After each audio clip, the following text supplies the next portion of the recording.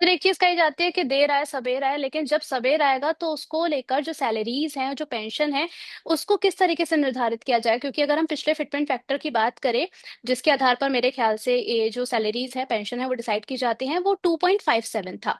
इस बार 8वें वेतन आयोग को लेकर आपकी क्या उम्मीद है?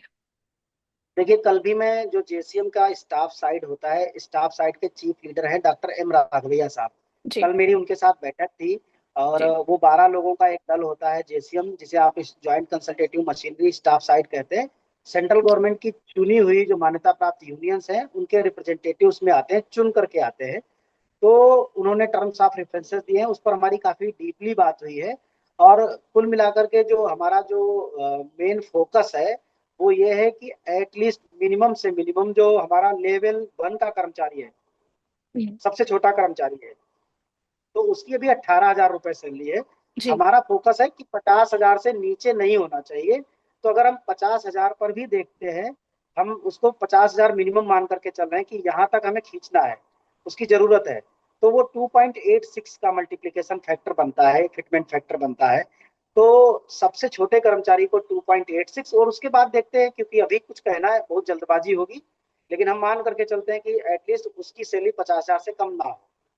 जी सर, हाल के जो पुरानी पेंशन की जो योजना है, उसकी बहाली को, उसकी बहाली की मांग को लेकर आपका क्या कुछ कहना है? देखिए, कर्मचारी पिछले 10-15 साल से आंदोलन कर रहे हैं। हम पूरे देश में national mission for old pension scheme Bharat के नाम से पुरानी पेंशन बहाली का आंदोलन चला रहे हैं। जी। और देखिए, सरकार इसमें झुकी है। सरकार ने कई चीजें मानी है। पहला बदलाव किया, 10 से 14%, 1 अप्रैल 2019 को किया। दूसरा बदलाव ये किया कि अगर किसी की सर्विस के दौरान डेथ या डिसेबिलिटी हो जाती है, तो उसे ओल्ड पेंशन स्कीम का विकल्प दे दिया। कर्मचारी का पूरा अंशदान ब्याज सहित वापस कर दिया।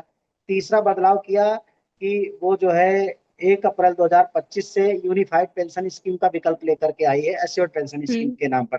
लेकिन उसमें भी अभी बहुत सारी कमियां हैं।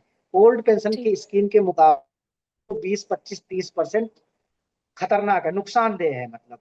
तो जी। अगर ओपीएस को हम 100 नंबर दें, तो यूपीएस को मुश्किल से 60 और 70 नंबर हमें देने पड़ेंगे।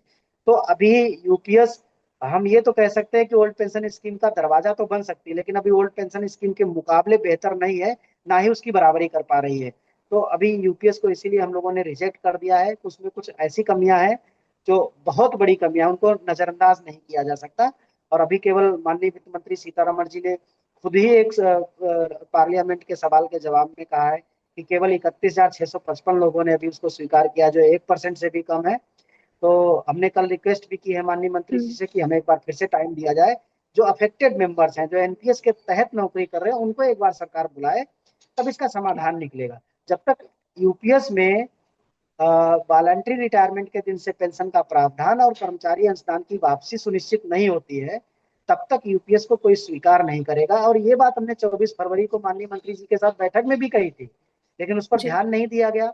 और सबसे बड़ी बात है कि उन्होंने 25 साल पर 50% पेंशन की गणना को आधार बनाया। जी। ज्यादातर राज्यों में 25 साल की नौकरी ही लोगों की नहीं हो पा रही। उनको जब रेगुलर किया गया तो उनकी उम्र 40-45 साल हो चुकी थी। तो ऐसे में उनको पेंशन ही कहाँ मिलेगी? तो सरकार को इस पॉइंट को ध्यान में रखने की जरूरत है। 25 को घटा करके 20 ही करना पड़ेगा, ताकि सबके लिए यूनिफाइड हो सके। 20 साल की सर्विस लेंथ को 50% सरकार, और कर्मचारी अंशदान की वापसी करे, और वॉलंटरी रिटायरमेंट की डे से पेंशन देने की शुरुआत करे। तभी फिर चाहे वो एनपीएस हो चाहे यूपीएस हो, तभी कर्मचारी उसको स्वीकार करे।